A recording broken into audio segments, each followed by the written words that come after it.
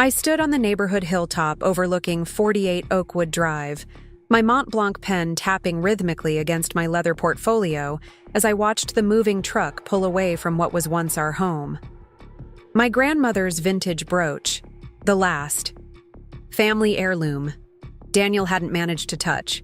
Glinted in the Carolina sunshine while satellite images of Lakeside Heights properties lay meticulously arranged in my portfolio. The same portfolio that had once held our wedding certificate now contained the deeds to 17 surrounding properties in our upscale Charlotte suburb. Before we jump back in, tell us where you're tuning in from, and if this story touches you, make sure you're subscribed, because tomorrow I've saved something extra special for you.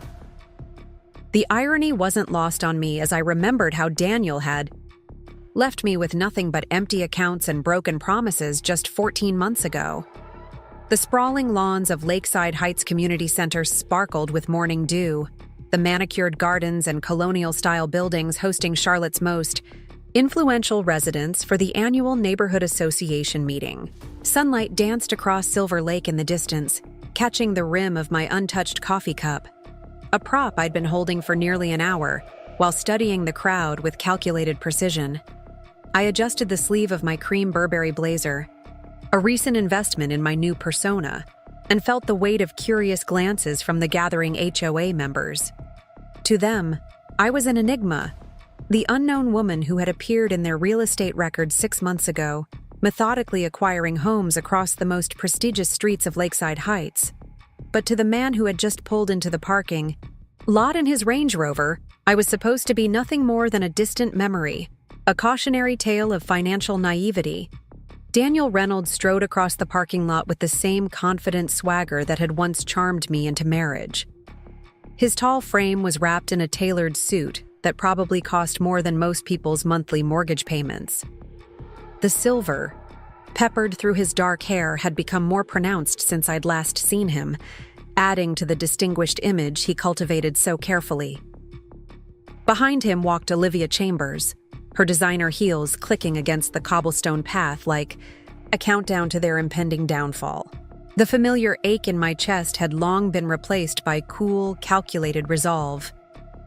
I watched as they worked the room, Daniel's practiced smile never quite reaching his eyes as he greeted the neighborhood's elite, the same people who had once avoided eye contact with me when news of my supposed financial incompetence had made the rounds in their social circles. How quickly they had believed his carefully crafted story of my irresponsible spending and poor investments, never questioning how a successful financial analyst could have been blindsided by her husband's elaborate scheme. I took a deliberate sip of coffee, allowing myself to savor the moment. The meeting agenda listed the discussion of 3 waterfront properties facing foreclosure, all historically significant homes that Daniel had openly coveted for years, properties that until recently had been far beyond his reach, but his latest business expansion had finally put him in a position to bid on them, or so he thought. The community center continued to fill with Lakeside Heights residents, their voices creating a symphony of privilege and status that I had once been part of. I recognized many faces: Richard Taylor, the investment banker who had pulled his children away from mine at school functions after the scandal broke; Natalie Foster, my former tennis partner who had suddenly found her schedule too full for our weekly matches; and Harold Thompson, the bank manager who had frozen my accounts at Daniel's Quest, citing concerns about financial instability. My fingers traced the edge of my phone where an email from my property attorney waited to be read. 14 months of meticulous planning had led to this moment. Every property acquisition, every strategic investment, every carefully planted rumor in Charlotte's real estate circles had been orchestrated for today. The same methodical attention to detail that had once made me one of the city's respected financial analysts had been repurposed for something far more personal. A server passed by offering fresh coffee. I declined with a subtle shake of my head, remembering the last time I had attended an event in this very room. It had been my final public appearance before everything crumbled, the night Daniel had introduced Olivia as his insurance client, while our 15-year marriage was still intact. The night before, I discovered the elaborate web of financial deception he had woven using my credentials, my inheritance, and my trust. The memory no longer stung. Instead, it fueled the satisfaction burning in my chest as I thought about the documents in my portfolio. Papers proving my ownership of a network of LLCs that had been systematically acquiring every property in Lakeside. Heights that Daniel had shown interest in over the past year. Properties that would be revealed as part of the same holding company by the end of today's meeting. The subtle shift in the room's energy signaled the approaching start of the meeting. Daniel guided Olivia to a seat in the front row, his hand resting possessively on the small of her back, the same protective gesture he had once used with me. I watched as he leaned down to whisper something in her ear, probably promising her exclusive lake access rights as the new mistress of 48 Oakwood Drive. The same promise he had once made to me before he orchestrated my financial ruin and left me to face the mortgage lender alone. I moved to my assigned seat, deliberately chosen to be in Daniel's line of sight, but just far enough away to maintain the illusion of coincidence. The HOA president approached the podium, his presence commanding immediate attention as the room settled into anticipatory silence. I felt the weight of my past 14 months of careful planning converge into this single moment. The thick folder of property records felt solid in my hands, labeled with lot number 48. A deliberate choice, because it was the address of the home Daniel had stolen from me. Soon he would realize that every failed property purchase, every mysteriously rejected offer, every thwarted acquisition had been orchestrated by the woman he had underestimated, the woman he had left bankrupt and alone, never suspecting she would rise from the ashes of his betrayal to become his most formidable opponent in the cutthroat world of Charlotte's luxury real estate. The HOA president cleared his throat, and the last murmurs of conversation died away. I allowed myself a small smile as I opened my portfolio, ready for the performance of a lifetime. After today, Daniel Reynolds would learn that some debts can't be cleared through divorce proceedings, and revenge, like prime real estate, is all about location, location, location. The familiar dance of power and privilege unfolded before me as I observed Daniel working the room with practiced ease. Each handshake, each carefully timed laugh, each strategic touch of his hand on someone's shoulder was choreographed with the precision of a man who had built his reputation on the art of manipulation. I watched him move through the crowd of Charlotte's suburban elite, remembering how I had once been mesmerized by that same calculated charm. Olivia floated in his wake, playing her role to perfection in a crimson sheath dress that probably cost more than what most people made in a week. Her diamond tennis bracelet caught the light with every gesture, a new addition to her collection that I recognized from the same jeweler who had once sized my engagement ring. The irony wasn't lost on me. Daniel had always been predictable in his patterns, from his choice in jewelry to his selection of victims. From my strategically chosen seat near the meeting room's eastern corner, I could observe without drawing attention. The old Emma would have been obvious in her surveillance, but 14 months of careful planning had taught me the power of invisibility. I watched as Richard Taylor approached Daniel, their handshake lasting a fraction too long, a detail that confirmed my private investigator's report about their recent joint venture, despite the outward display of cordial neighborhood relations. I knew the truth about the cracks beneath the surface of Daniel's carefully constructed facade. Harold Thompson, the bank manager, hovered at the edges of their conversation, his eager expression betraying his desperate need for Daniel's approval, the same expression I had seen in loan committee meetings before Daniel had orchestrated my financial downfall. Thompson had frozen my accounts with suspicious convenience, never questioning how a woman with my financial acumen could have suddenly committed such devastating fiscal miscalculations. Now, watching him laugh too loudly at Daniel's jokes, I could see the insecurity that made him such an easy pawn in our world of high-stakes real estate and social positioning. The weight of my pen felt reassuring as I made subtle notes in my portfolio, documenting each interaction, each whispered conversation. 14 months ago, I had learned the hard way that in this world, everything had to be documented. Every seemingly insignificant detail could become crucial ammunition. The same attention to detail that had once made me a respected financial analyst now served a different purpose. Calculating not just financial returns, but the precise moment of maximum impact. Natalie Foster's entrance caused a subtle shift in the room's energy. Preparing and narrating this story took us a lot of time, so if you are enjoying it, subscribe to our channel. It means a lot to us. Now back to the story. Her reputation as a ruthless social climber preceded her, and even Daniel's confident smile flickered slightly as she approached his group.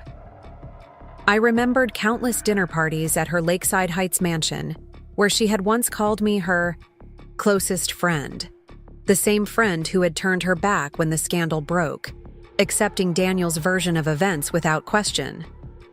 Now, watching her air kiss Olivia's cheeks, I could see the calculation behind her warmth. Natalie had always been skilled at aligning herself with power.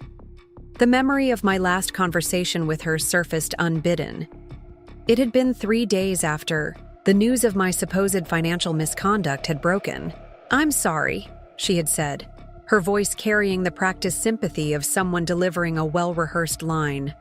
"But I have to protect my standing in this community." The same standing she had built partly through the connections I had helped her establish during our friendship. The betrayal had stung then, but now it served as another reminder of why every step of my plan had to be flawless. A young server approached my corner, offering fresh coffee. I declined with a subtle gesture, noting how his eyes lingered curiously on my face. No doubt he had been working here long enough to recognize the regular players in our world of suburban prestige, trying to place where he had seen me before. But the woman he was trying to remember, the one who had once commanded attention, at these events, no longer existed. In her place sat someone far more dangerous, a woman who had learned to turn invisibility into power. Daniel's voice carried across the room as he launched into one of his favorite stories, the one about his first major property purchase in Myers Park. I had heard it countless times during our marriage, watching him embellish different details depending on his audience. Now I caught the subtle inconsistencies in his telling, the carefully crafted lies designed to position him as the brilliant strategist who had seen potential where others saw risk. The truth, which only I knew, was far less flattering.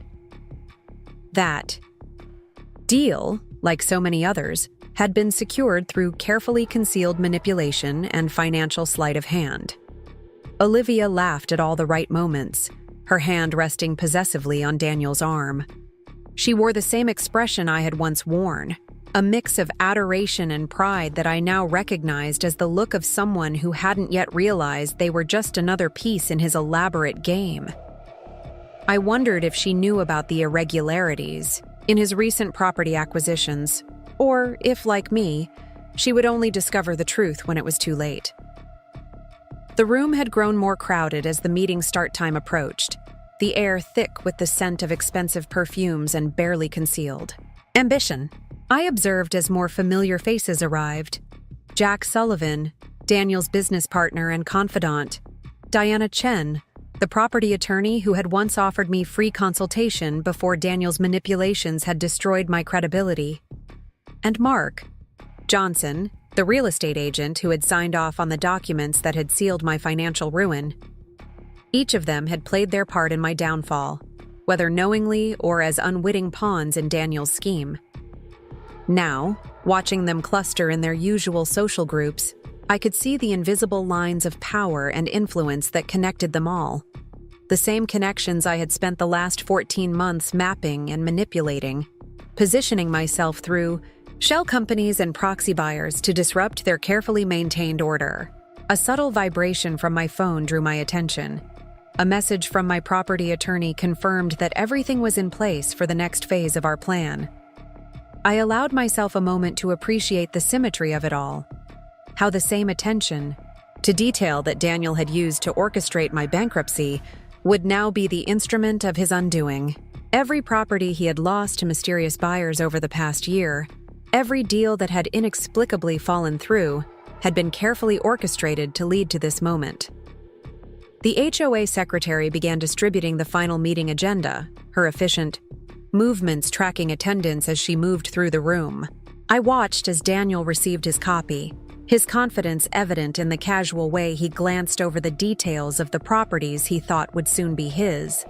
The same confidence that had blinded him to the subtle signs of my re-emergence in the market, preventing him from connecting the dots between his recent string of failed acquisitions and the woman he had underestimated. As the room settled into pre-meeting anticipation, I felt the weight of my portfolio filled with evidence of shell companies, proxy buyers, and carefully timed acquisitions press against my leg.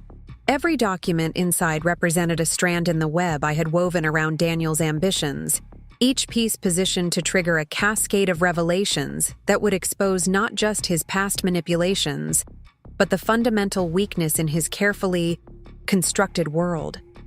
His inability to imagine that the woman he had destroyed could rise again, smarter and more dangerous than before. The meeting began with the subtle tap of the HOA president's gavel, its sound rippling through the community center like a pebble disturbing still water. I felt my pulse quicken as George Bedford, the longtime president known for handling Lakeside Heights' most prestigious matters, cleared his throat and adjusted his reading glasses. The moment I had orchestrated for 14 months was finally beginning to unfold. "Ladies and gentlemen," Bedford's cultured voice carried across the hushed room, "welcome to today's Lakeside Heights Homeowners Association meeting. We begin with an important announcement regarding the waterfront foreclosure properties on Silver Lake Drive, featuring unobstructed views and exclusive lake access." His words were accompanied by photographs appearing on the projector screen, showcasing the properties that I knew Daniel coveted most. I watched as he leaned forward in his seat, his body language betraying his intense interest despite his carefully maintained expression of casual indifference.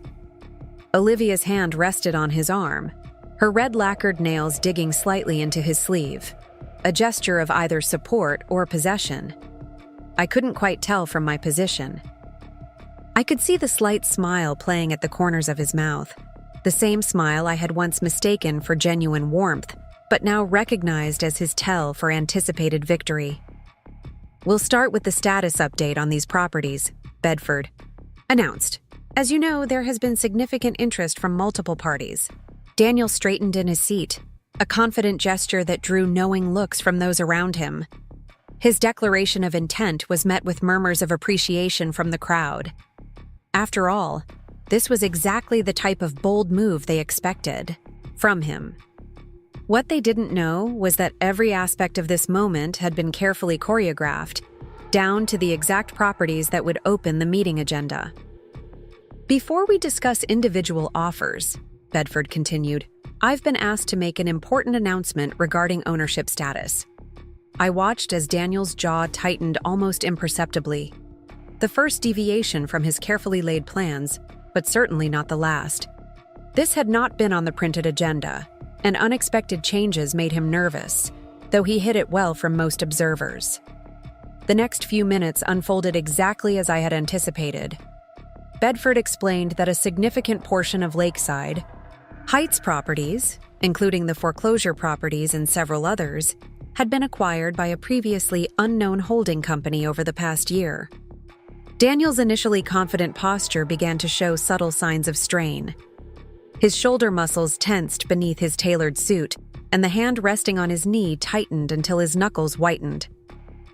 At the mention of the holding company consolidating ownership of 18 properties, including all 3 waterfront homes he had planned to acquire, he shot a questioning look at Jack Sullivan, who gave him a slight shrug of confusion.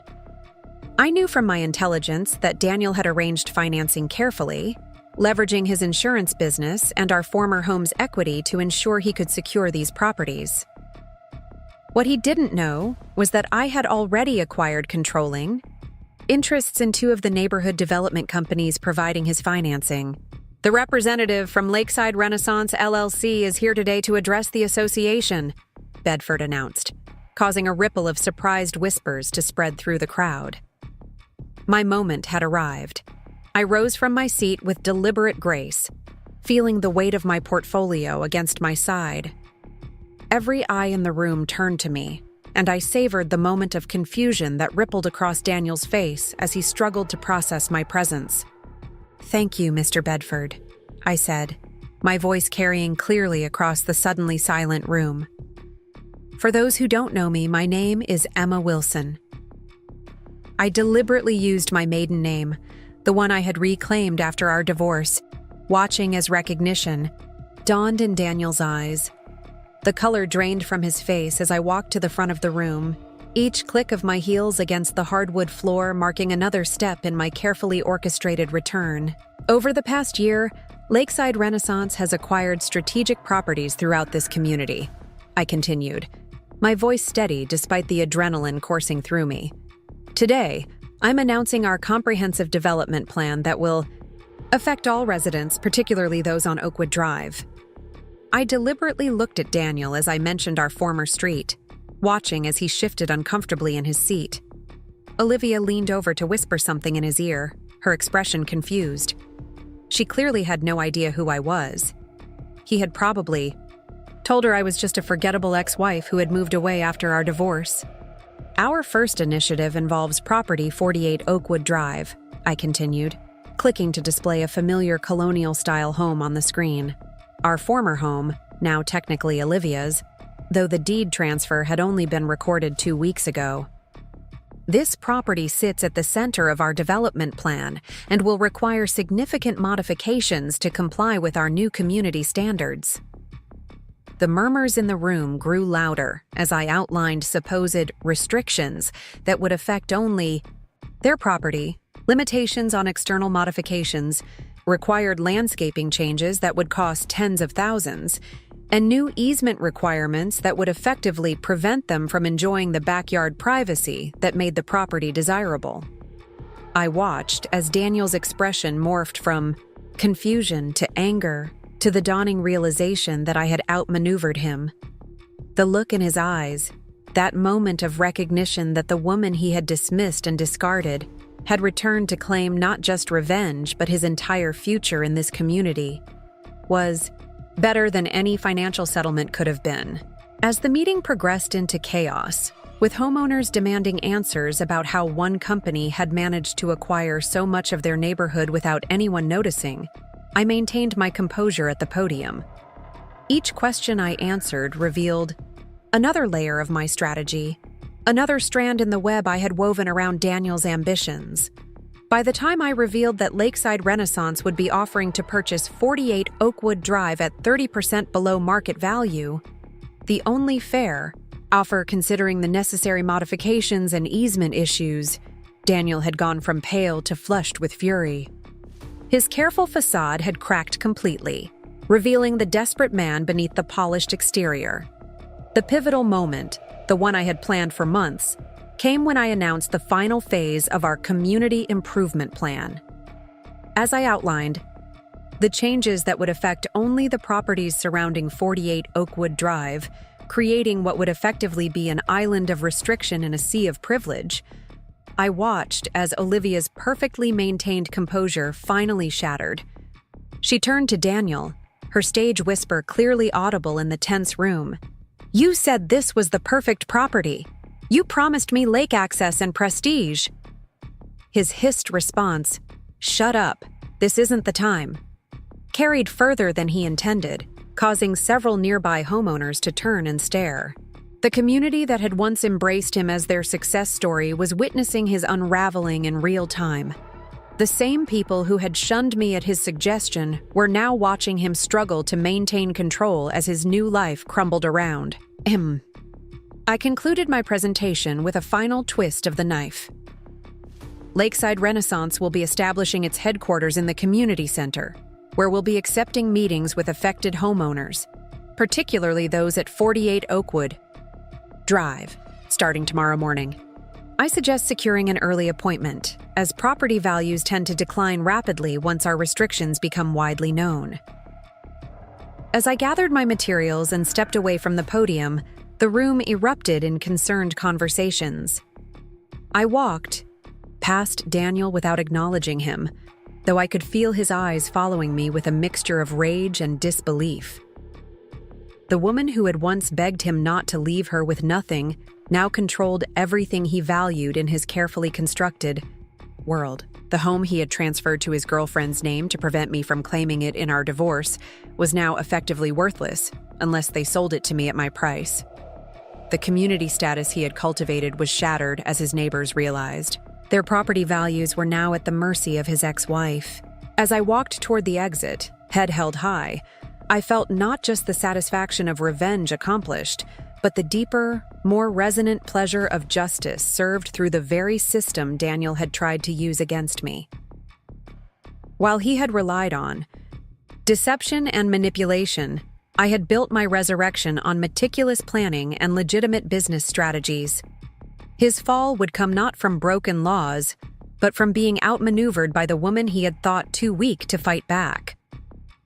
The autumn sunlight streamed through the floor-to-ceiling windows of the Lakeside Heights Community Center as I made my exit, casting long shadows that seemed to follow me like validations of my carefully orchestrated triumph. The cool September air greeted me as I stepped outside, a welcome contrast to the heated chaos I had left behind. From my position on the stone steps, I could see Daniel through the windows, his face flushed with anger as he attempted to calm the concerned neighbors surrounding him. Olivia stood slightly apart, her arms crossed defensively across her chest, her expression a mixture of confusion and dawning horror. As she began to understand the implications of what had just occurred, I allowed myself a moment of stillness, letting the satisfaction settle around me like a comfortable shawl. The sounds of Silver Lake lapped gently against the shore in the distance, a rhythmic reminder of the constancy of nature even as human. Fortunes rose and fell. My driver pulled up in a sleek black Audi, another deliberate choice, as it was the car Daniel had always wanted but could never quite afford during our marriage. As I settled into the leather interior, my phone buzzed, with messages from various homeowners already requesting appointments, their panic evident even in text format. "Where to, Ms. Wilson?" my driver asked, his professionalism masking any curiosity he might have felt about the commotion visible through the community center windows. "The Charlotte Grand Hotel," I replied, my voice carrying a lightness I hadn't felt in months. The initial phase of my plan had been executed perfectly, but this was merely the opening move in a game of strategy that would unfold over the coming weeks. As we pulled away from the curb, I caught a glimpse of Daniel bursting through the community center doors, his eyes scanning the parking lot frantically before landing on my departing vehicle. The look of desperate rage on his face was quickly replaced by calculated control as he noticed several neighbors watching. Always the performer, even in crisis. It was what had made him such a successful insurance salesman and such a dangerous husband. The 15-minute drive to downtown Charlotte gave me time to reflect on the journey that had led to this moment. I remembered standing in our kitchen 14 months ago, staring at bank statements that made no sense, accounts emptied without my knowledge despite my name being on every document. I remembered the cold weight of betrayal as I discovered credit cards maxed out in my name, loans I had never signed for, and finally, the elaborate trail of financial manipulation that led back to the man I had trusted with my life for 15 years. The Charlotte Grand Hotel loomed ahead, its gleaming glass facade a testament to the prosperity that characterized the banking capital of the South. In the hotel's luxurious lobby, Grace Martinez was waiting for me, exactly as planned. My former college roommate and now senior partner at one of Charlotte's most prestigious law firms, Grace had been my rock when everything had crumbled. She rose as I approached, her tailored suit and confident posture a reflection of the strength she had helped me rediscover in myself. "Judging by that smile, I'm guessing it went exactly as planned," she said, embracing me briefly before leading me toward the hotel's exclusive bar area. "Even better," I replied, following her to a secluded corner booth that offered both privacy and a perfect view of the entrance, another habit I had developed during months of careful planning and observation. His face when he realized who was behind Lakeside Renaissance was worth every penny of investment. Grace signaled the waiter, who appeared instantly with 2 glasses of champagne. "I took the liberty," she explained with a knowing smile. "Some victories demand proper celebration." I accepted the glass, watching the bubbles rise in perfect symmetry. "This is just the beginning," I reminded her, though the satisfaction of today's victory was undeniably sweet.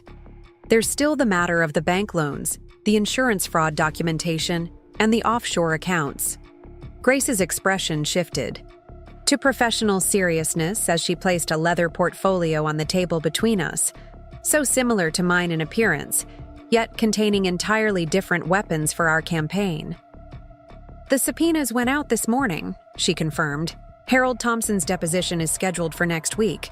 My sources tell me he's already nervous about potential liability for his role in processing those fraudulent documents." "And the insurance commissioner?" I asked, referring to the regulatory investigation we had quietly initiated into Daniel's business practices 3 months ago. Moving more slowly than I'd like, but the forensic accountant's report got their attention. They've expanded the scope of their investigation to include Jack Sullivan's dealings as well. Grace's dark eyes gleamed with professional satisfaction. She had built her reputation on taking down white-collar criminals who believed themselves untouchable. The waiter returned with a small selection of hors d'oeuvres, another thoughtful touch from Grace, who knew I rarely remembered to eat during days of significant operations. As I reached for a canapé, my phone buzzed with an incoming call. Diana Chen, the property attorney who had once refused to help me during my divorce, but was now scrambling to position herself favorably in the new power dynamic.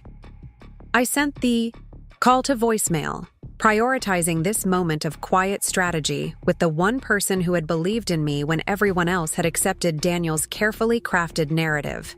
"You should see the emails pouring in," I told Grace, unlocking my phone to show her the flood of messages from Lakeside Heights residents. "Half of them don't even remember who I am, but they're falling over themselves to secure meetings with the mysterious owner of Lakeside Renaissance." "People have convenient memories," Grace observed, scrolling through the messages with knowing eyes. "The same neighbors who wouldn't make eye contact at the grocery store after your divorce are now desperate for your attention." "Like Natalie Foster," I confirmed, pointing to a particularly effusive message from my former tennis partner. "Apparently, she's always admired my business acumen and would love to catch up over lunch, preferably before the property reassessments begin." Grace laughed, a rich sound that drew admiring glances from nearby tables. "Your restraint is admirable." I'd be tempted to reply with screenshots of the text messages she sent when she was disinviting you from the charity gala. "Restraint is strategic, not virtuous," I reminded her, sipping my champagne. "Every response will be calculated for maximum effect, just like every property acquisition over the past year." Our conversation shifted to the next phases of the plan as we reviewed timelines and potential reactions from key players. Grace had been instrumental in helping me navigate the legal complexities of creating Lakeside Renaissance, ensuring that every transaction, every filing, every corporate structure was impeccably documented and legally unassailable. Unlike Daniel, who had built his success on shortcuts and manipulation, we had constructed my resurrection on a foundation of meticulous legitimacy. As evening settled over Charlotte's skyline, casting the city in hues of gold and amber, I found myself reflecting on the journey from devastation to empowerment. The Emma who had collapsed in tears on Grace's office floor 14 months ago, clutching foreclosure notices and divorce papers, would hardly recognize the woman I had become, strategic, patient, and unwilling to confuse justice with mercy. "There's something I've been meaning to ask you," Grace said as we finished our champagne. "After all this is done, after you've reclaimed everything Daniel took from you and more, what then? What does victory look like beyond revenge?" The question caught me off guard, not because I hadn't considered it, but because I had been so focused on the intricate execution of my plan that the afterward seemed distant and theoretical. What would I do with an entire neighborhood once Daniel and Olivia had been driven from 48 Oakwood Drive? What purpose would all that power serve once justice had been achieved? I'm not sure, I admitted, the rare uncertainty feeling strange on my tongue after months of decisive action. Part of me wants to create the community that Lakeside Heights always pretended to be, one that values substance over status, that builds people up instead of tearing them down when they're vulnerable. Grace studied me with thoughtful eyes. That sounds like something worth building, she said finally. A legacy more meaningful than the one Daniel tried to steal from you. Our conversation was interrupted by a commotion near the hotel entrance. Daniel had arrived, his tie loosened, and his normally perfect hair slightly disheveled. Small details that spoke volumes about his mental state. Beside him was Jack Sullivan, his business partner and confidant, engaged in what appeared to be an intense discussion as they scanned the lobby. "Right on schedule," Grace murmured, checking her watch. "Your property attorney must have mentioned your location when he called to cancel their meeting." I nodded, unsurprised by the predictability of people's behavior when under pressure. Mark's playing his part perfectly. Mark Johnson, the real estate agent who had once refused to represent me during my divorce, had been surprisingly eager to cooperate once he realized which way the wind was blowing in Lakeside Heights. We watched as Daniel argued with the hotel concierge, who was clearly refusing to confirm whether I was on the premises. The luxury hotel's discretion policy, normally used to protect celebrity guests, was now serving as another barrier between Daniel and the confrontation he so desperately wanted. "Should we make our exit?" Grace asked, though her relaxed posture suggested she was unconcerned by Daniel's presence. "Not yet," I replied, gesturing to the waiter for the check. "Let him see us leaving calmly, in control. It will drive home that I'm no longer running from him. He's the one chasing shadows now." As predicted, Daniel's frustration with the concierge reached a breaking point just as we stood to leave. His eyes locked on us across the expansive lobby, and for a brief moment, I could see the calculation in his gaze, weighing the social cost of a public confrontation against his desperate need to regain some control over the situation. We walked unhurriedly toward the side exit, passing within 20 feet of where Daniel stood with Jack. Close enough for him to speak if he chose, distant enough to maintain the power dynamic I had established. I could feel the weight of his stare, the barely contained fury emanating from him in almost palpable waves. "Emma," he called, his voice carrying the forced friendliness he used when trying to manipulate a situation. What a coincidence. "I was hoping we could talk."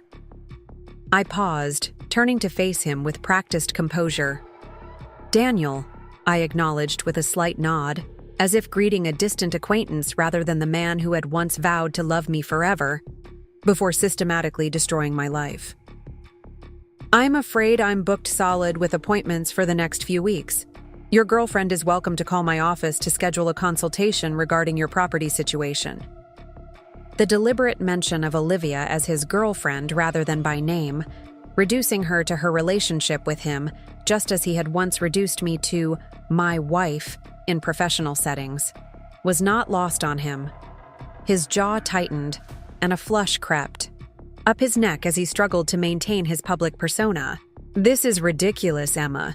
You can't possibly think you'll get away with this stunt," he said, lowering his voice as a hotel guest walked past. "These people know me, they trust me. Whatever game you're playing won't work." Grace shifted slightly. Beside me, a protective movement that placed her partially between us, a small detail that Daniel immediately noticed and misinterpreted as fear rather than strategy. "It's not a game, Daniel," I replied, my voice calm and measured. "It's business. Something you should understand, given how thoroughly you applied business principles to our marriage." I glanced at my watch, another calculated gesture to demonstrate that he was not worth my unlimited time. "If you'll excuse us, we have a dinner reservation to keep." As we turned to leave, Daniel made his critical error, reaching out to grasp my arm, his fingers digging slightly into the material of my blazer. "Emma, don't walk away from me. You've made your point.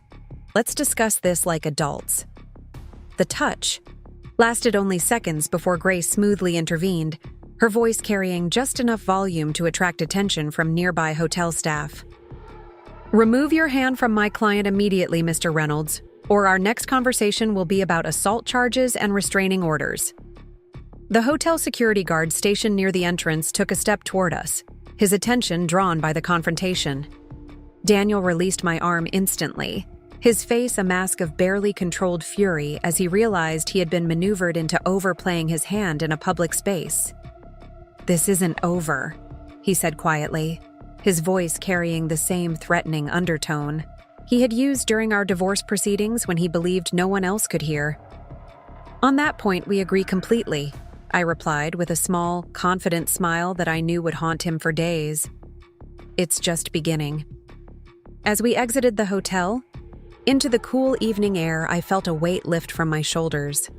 Each confrontation, each small victory, was another step in reclaiming not just my financial security, but my sense of self that Daniel had tried so hard to destroy.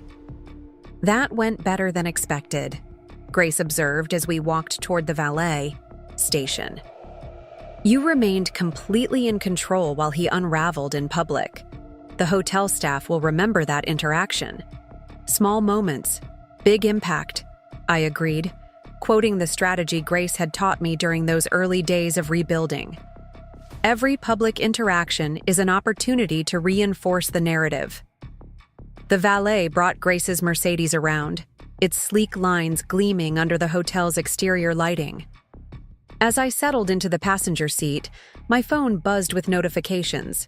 More emails from Lakeside Heights residents, updates from my property manager, and most importantly, a confirmation from Diana Chen that Harold Thompson had reached out to her about exploring his options regarding the banking irregularities in Daniel's accounts. "Harold's cracking already," I informed Grace as she navigated through downtown Charlotte's evening traffic. "Diana says he's worried about potential liability for processing those transfers without proper verification." Grace nodded, unsurprised. Men like Thompson survive by attaching themselves to power. Now that he sees Daniel's position weakening, he'll be looking for protection. We drove in comfortable silence for several minutes, the city lights giving way to the more subdued illumination of the residential neighborhoods that bordered Lakeside Heights. As we approached my temporary residence, a modest but elegant condo I had purchased through one of my shell companies, Grace voiced the question that had been implicit in our earlier conversation. "You never really answered me about what comes after," she noted, her tone gentle but persistent. "Once Daniel and Olivia are forced to sell 48 Oakwood Drive, once the insurance commission concludes its investigation, once everyone who abandoned you has faced the consequences of their choices, what then?" I watched the familiar landmarks of my new neighborhood pass by, considering her question with the same careful attention I had given every aspect of my strategy over the past 14 months. The truth was both simple and complex.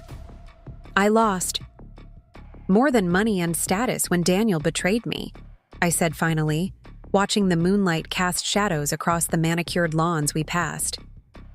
I lost my belief in justice, in fairness. I lost faith in a world where doing the right thing matters. Grace waited, knowing from long experience that I would find my way to the heart of the matter in my own time. What comes after isn't about property values or social standing, I continued. It's about rebuilding a foundation on truth rather than appearances. The neighborhood I'm creating will value integrity over facade, community over exclusivity. "You're not just reclaiming your power?" Grace observed as we pulled into my driveway. "You're redefining it." I nodded, feeling the rightness of her assessment settle in my chest like a warm certainty. Daniel saw power as something to wield over others. I'm learning that real power is creating something meaningful from devastation. As I prepared to exit the car, Grace reached over to squeeze my hand briefly, a rare gesture of affection from a woman who typically expressed her support through actions rather than words. "Just promise me one thing," she said, her expression serious in the dim interior lighting. "Don't let the satisfaction of bringing him down become more important than building yourself up. I've seen too many justified vendettas turn their architects into versions of the very people they sought justice against." Her words followed me as I entered my condo, the space deliberately designed to be nothing like the home I had shared with Daniel. Where our marital residence had been all about appearances, expensive furnishings chosen for impression rather than comfort, spaces designed for entertaining rather than living, this place reflected the essence of who I was becoming. Clean. Lines, thoughtful details, and most importantly, every element chosen by me, for me. I moved to the kitchen, pouring a glass of water as I reviewed the day's events in my mind. The confrontation at the community center had gone exactly as planned, but Grace's warning echoed in my thoughts. The line between justice and vindictiveness was thinner than I sometimes cared to admit. My phone buzzed with a message from Natalie Foster. "Emma, please call me. We need to talk about what happened today. I feel terrible about how everything went down after your divorce." I placed the phone on the counter without responding, knowing that Natalie's concern was for her property value, not for our former friendship. Her message joined dozens of similar ones from neighbors who had suddenly remembered my existence, now that I controlled their community's future. Moving to my home office, I settled at the desk overlooking the small garden I had begun cultivating. Another symbol of my rebirth, plants and flowers carefully selected and tended by my own hands, rather than managed by the landscaping service Daniel had insisted upon. On the wall hung a single photograph, not of my former life, but of my grandmother's childhood home in rural North Carolina, the source of the inheritance that had become my secret weapon in rebuilding. I opened my laptop, reviewing the schedule for the coming week. Meetings with anxious homeowners, consultations with my legal team, and most importantly, the continued consolidation of evidence against Daniel's business practices. The satisfaction of today's victory was real, but it was merely one battle in a larger campaign for justice. As I worked late into the night, I found myself returning to Grace's question: what would victory look like beyond revenge? The answer was taking shape in plans and possibilities that extended far beyond my initial goal of reclaiming what Daniel had stolen from me. Lakeside Heights had been built on exclusivity and appearance, the perfect setting for someone like Daniel who valued status above substance. The community I envisioned would maintain its beauty and prosperity while transforming its underlying values, creating spaces for genuine connection, opportunities for those who had been excluded, and most importantly, systems that protected vulnerability rather than exploiting it. It was well past midnight when I finally closed my laptop, the moonlight casting silver patterns across my garden as I stood by the window. In the distance, I could just make out the silhouette of the Lakeside Heights Community Center, where my transformation from victim to architect of justice had been cemented just hours ago. Tomorrow would bring new challenges, new confrontations, new opportunities to reclaim pieces of myself that Daniel had tried to destroy. But tonight, in the quiet aftermath of the first public victory, I allowed myself to feel not just the satisfaction of revenge well executed, but the deeper, more sustaining pleasure of knowing I was creating something meaningful from the ashes of betrayal. The woman who had once built her identity around being Daniel Reynolds' wife was gone forever. In her place stood someone far more formidable, a woman who had learned that sometimes losing everything you thought mattered becomes the foundation for discovering what truly does. Morning sunlight filtered through the gauzy curtains of my condo, casting gentle patterns across the polished, hardwood floors as I prepared for what promised to be a pivotal day in my carefully orchestrated campaign. The familiar weight of anticipation settled in my chest as I reviewed my schedule on my tablet. a day filled with carefully arranged meetings at the Lakeside Heights Community Center, where anxious homeowners would be ushered in at precisely timed intervals to discuss their suddenly precarious property situations. I selected a dove gray suit from my closet, the subtle power color a deliberate choice for today's performances. As I fastened my grandmother's vintage brooch to the lapel, I caught my reflection in the mirror. The woman looking back at me bore little resemblance to the shell-shocked divorcee who had fled Charlotte 14 months ago. Her eyes held a steady confidence. Her posture spoke of reclaimed authority. And most noticeably, her expression carried none of the desperate need for approval that Daniel had so expertly exploited throughout our marriage. My phone chimed with a message from Mark Johnson, the real estate agent who had once dismissed me as emotionally unsuited to property discussions during my divorce negotiations, but who now served as my eyes and ears within Lakeside Heights. Professional circles. D&O had a massive fight last night. Neighbors reported shouting until after midnight. She left with a suitcase this morning, heading to her sister's in Raleigh, according to my sources. I allowed myself a small smile as I replied with a simple, "Thank you for the update." The foul. Fracturing of Daniel and Olivia's relationship had been inevitable once the financial realities of their situation became clear, but I hadn't expected it to happen quite so quickly. Daniel had always been skilled at maintaining appearances in times of crisis. It was one of his most effective professional tools, which suggested that the pressure was affecting him more deeply than I had anticipated. A second message arrived as I was preparing breakfast. Thompson called an emergency meeting with the bank's legal team this morning.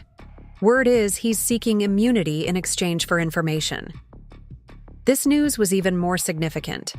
Harold Thompson, the bank manager who had facilitated Daniel's financial manipulations, was breaking ranks sooner than expected. As a key enabler of the scheme that had left me financially devastated, his cooperation with authorities would accelerate the timeline of my justice considerably. I typed a quick message to Grace. "Thompson cracking already. Might need to adjust. Our timeline." Her response was immediate. "On it. We'll call Chen to coordinate depositions. Meet for lunch?" Confirming our lunch plans, I finished my morning routine with methodical precision. Every detail of my appearance was calculated for today's encounters. Professional but not intimidating. Successful but not ostentatious. Approachable but firmly in control. The neighbors who would be sitting across from me today needed to see me as reasonable enough to negotiate with, but powerful enough that resistance would be futile. My driver arrived precisely at 8:45 a.m., another element of my carefully constructed new image. The same neighbors who had witnessed me selling my car to cover emergency expenses during the divorce would now see me arriving in a chauffeured Audi. A subtle but effective reminder of how dramatically fortunes could change. The 15-minute drive to the Lakeside Heights Community Center gave me time to review my notes on each scheduled appointment. First would be the Patels, relatively new to the neighborhood and largely uninvolved in the social dynamics that had played out during my divorce. Their property bordered 48 Oakwood Drive on the north side, making them potentially valuable allies in my pressure campaign against Daniel and Olivia. Next would be Richard Taylor, the investment banker whose children had been suddenly prohibited from playing with mine after news of my financial irresponsibility had spread through the neighborhood. His appointment had been requested with transparent urgency. His property was one of those most affected by the new development restrictions I had announced. As we approached the community center, I could see a small group of residents gathered. Near the entrance, their body language betraying their anxiety as they waited for the facility to open. Among them was Natalie Foster, her tennis outfit suggesting she had scheduled her regular court time as an excuse to happen upon me before her afternoon appointment. The calculated casualness of her presence was so predictable, it almost inspired pity. The community center's main meeting room had been transformed overnight into the headquarters of Lakeside Renaissance LLC, complete with professional signage, elegant furnishings, and most importantly, large maps of the neighborhood displaying color-coded ownership patterns that made the extent of my control visually undeniable. My assistant Claire, a recent law school graduate recommended by Grace, had arranged everything precisely according to my specifications, creating an environment that projected both prosperity and permanence.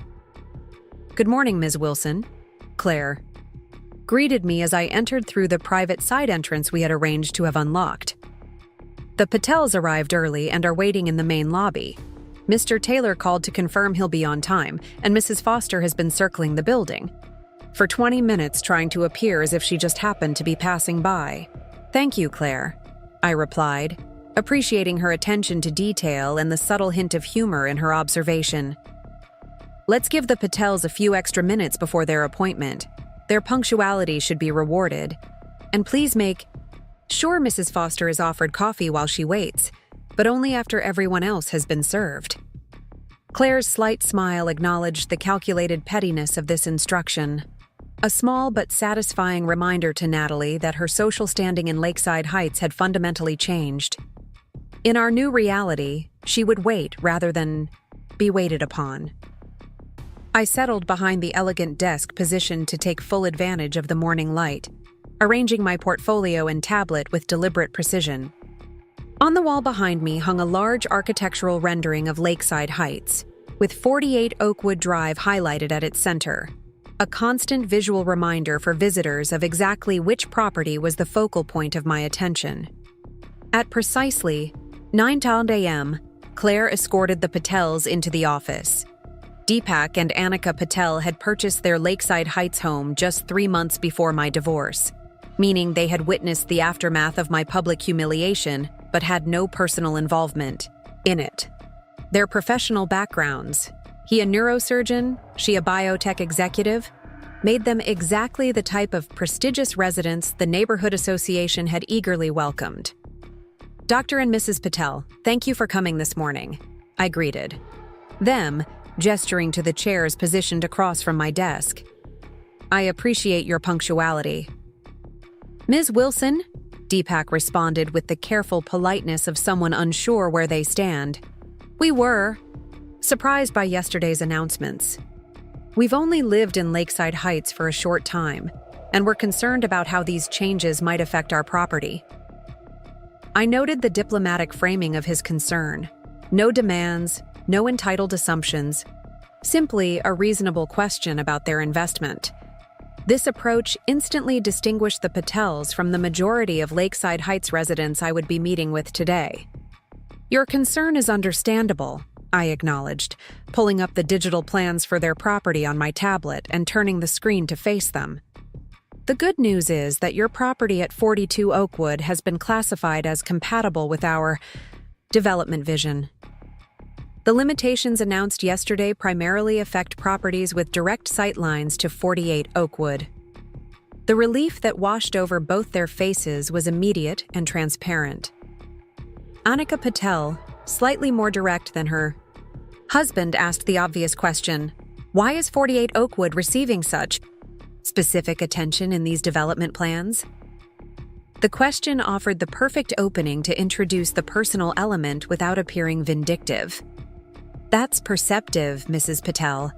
While Lakeside Renaissance is fundamentally a business venture, I believe in transparency. Many in this community know that 48 Oakwood was my marital home, which my ex-husband recently transferred to his girlfriend's name to avoid proper division of assets." I paused, letting this information settle. The Patels exchanged a glance that told me they had heard rumors but hadn't known the specific details. "What many don't know," I continued, "is that the financial irregularities surrounding that property transfer were part of a larger pattern that left me facing bankruptcy while my ex-husband misrepresented my financial competence to this community." Deepak Patel nodded slowly, the physician's analytical mind clearly processing this information against what he had previously heard.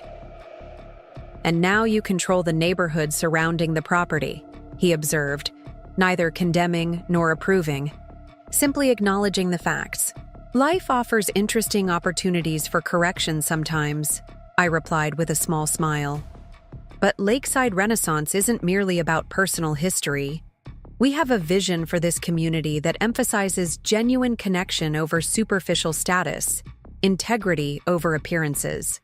I spent the next 15 minutes outlining the actual community development plans I had for Lakeside Heights.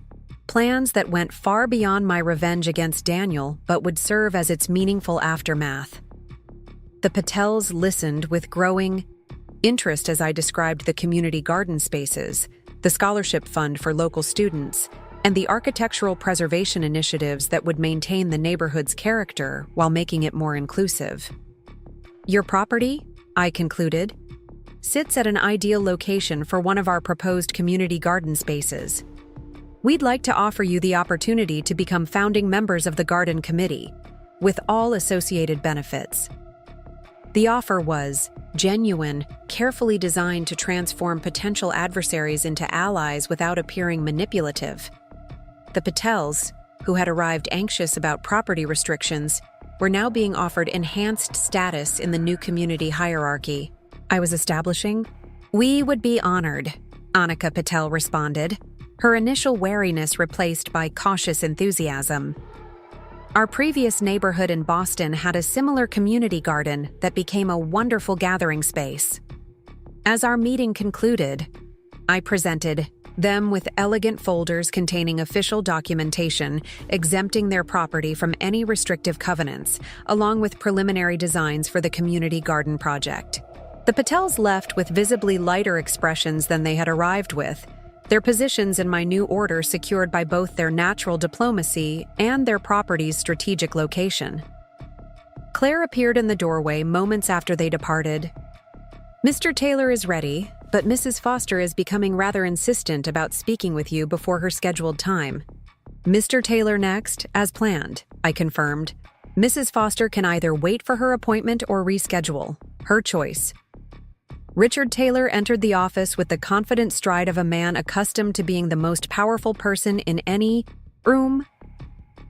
I had encountered that stride many times during neighborhood functions when we had both been on the social ascent in Lakeside Heights, before he had embraced Daniel's narrative about my unfortunate financial troubles and instructed his wife to exclude me from their dinner parties. Emma, he began with forced casualness, using my first name without invitation. This is quite an impressive operation you've put together. Quite surprising, too. Mr. Taylor, I responded, deliberately using his formal title. Thank you for coming. Please, have a seat. The slight narrowing of his eyes told me he had caught the intentional distancing in my greeting. Good. The power dynamic needed to be established immediately. I'll get right to the point, he said, declining to sit. Another power move, attempting to position himself as too important to settle in for a standard meeting. These development restrictions you've announced are going to significantly impact several properties, including mine. I'm hoping we can reach a reasonable accommodation. I remained seated, forcing him to stand awkwardly or concede the first round by taking a chair. The impact on your property at 52 Oakwood is indeed significant, I acknowledged, consulting my tablet. The proposed easements would reduce your usable yard space by approximately 20%, and the height restrictions would prevent the third-story addition you've been planning. His surprise that I knew about his unannounced renovation plans flickered briefly across his face before he regained his composure. That's correct. The addition has already been designed and partially permitted. Surely there's some flexibility in these new guidelines? I gestured again to the chair, across from me. This will be a detailed conversation, Mr. Taylor. You might be more comfortable seated. A moment of tension hung between us before he relented, taking the chair with the forced casualness of someone pretending the choice had been his all along. Another small victory in the psychological chess match. Your property's situation is complex, I began, pulling up detailed plans on the large monitor mounted on the wall so that he could clearly see the extent of the restrictions. The sight lines between your home and 48 Oakwood create particular challenges for our aesthetic guidelines. These aesthetic guidelines seem remarkably targeted, he observed, his banker's caution preventing him from making the direct accusation. He clearly wanted to level. Targeted development is precisely what distinguishes thoughtful community planning from haphazard growth, I replied smoothly. Certain properties necessarily bear more impact than others when pursuing a cohesive vision. For the next 20 minutes, I walked him through increasingly restrictive guidelines that would effectively prevent any enhancements to his property while simultaneously reducing its current functionality. Easements that would claim portions of his carefully landscaped yard, setback requirements that would prevent the use of his outdoor kitchen, height restrictions that would make his planned third-story addition impossible. With each new restriction, I watched his confident facade crumble slightly, replaced by the growing realization that his property's value was now entirely under my control. The same man who had once dismissed me as financially incompetent was now watching his multi-million-dollar investment being systematically devalued through entirely legal mechanisms. "This is vindictive," he finally stated bluntly, abandoning pretense as his frustration mounted. "You're punishing the entire neighborhood because of personal issues with Daniel." It was the opening I had been waiting for. The moment to reveal just enough of my hand to make my position unassailable without exposing my broader strategy. "Actually, Mr. Taylor," I replied, my tone remaining professional despite his accusation, "I'm simply employing the same neighborhood governance tactics that you and others enthusiastically supported when they served your interests, the same HOA, bylaws that were used to force the Johnsons to remove their children's basketball hoop. Now give Lakeside Renaissance the authority to implement these guidelines." I leaned forward slightly, maintaining eye contact. "But you're right that there's a personal element at play. When Daniel orchestrated my financial ruin, this community, including you, chose to believe his narrative without question. When he spread rumors about my competence, you canceled dinner invitations and pulled your children away from mine on the playground." His discomfort was evident now, eyes darting to the door as if calculating an escape route from this uncomfortable truth. "Fortunately," I continued, "Lakeside Renaissance is a business, not a personal vendetta, which means there are always opportunities for mutually beneficial arrangements." Hope flickered across his face at this apparent opening. "What kind of arrangement?" "We have 3 proposals for your consideration," I replied, sliding a folder across the desk. "Option 1 involves selling your property to Lakeside Renaissance at 15% below current market value, before the restrictions reduce that value further. Option 2 involves a comprehensive easement agreement that would preserve some of your property's functionality in exchange for your cooperation in certain community initiatives. Option 3 is the most interesting, but also requires the most significant commitment from you." His banker's curiosity overcame his resentment. "Which is?" "Information," I said simply. "Specifically, detailed documentation of your conversations with Daniel Reynolds regarding my financial situation before, during, and after my divorce, including any advice you may have provided him about shielding assets or transferring property." The color drained from Richard Taylor's face, confirming what my private investigator had already suggested. He had been more than a passive participant in the neighborhood's social rejection of me. He had actively advised Daniel on financial strategies to minimize my divorce settlement. "That would be privileged information," he attempted, falling back on professional jargon as a defense mechanism. "You're a commercial banker, not an attorney," I reminded him. "And unless Daniel was officially a client of your bank during those conversations, no privilege applies. More importantly, banking regulations have strict rules about providing financial advice in unofficial capacities." The implied threat hung in the air between us. Cooperation with my agenda or potential professional consequences for ethical violations. It was the same choice Daniel had forced upon our neighbors during my divorce: side with the perceived winner or face social and financial exclusion. Richard Taylor, master of financial risk assessment, took exactly 72 seconds to calculate his best option. I watched the mental mathematics play out across his face as he weighed potential losses against assured protection. "I'll need time to consider these options," he finally said, his voice noticeably less confident than when he had entered. "Of course," I agreed magnanimously. "You have 48 hours before the new guidelines are filed with the county office. Once filed, Option 1's offer price decreases by 5% every subsequent day." As he rose to leave, his earlier commanding presence diminished by the new reality of our power dynamic, I added one final twist. "Oh, and Mr. Taylor, I'd appreciate your discretion regarding our discussion of Option 3. Some conversations are best kept between the direct participants, don't you agree?" The irony of using his own social exclusion tactics against him registered in his tightened jaw and stiff nod before he departed. Claire appeared momentarily to escort him out and prepare for the next appointment. But I requested a 15-minute break to review my notes and prepare for what promised to be the most performative encounter of the morning. Natalie Foster, former friend and social arbiter of Lakeside Heights. Alone in the office, I allowed myself a moment to appreciate the precision with which my plan was unfolding. Richard Taylor would choose Option 3. His financial acumen would recognize it as the least costly in purely monetary terms, though his pride would suffer enormously. More importantly, his cooperation would provide documented evidence of how thoroughly Daniel had planned my financial destruction, evidence that would prove crucial in the Insurance Commission's ongoing investigation.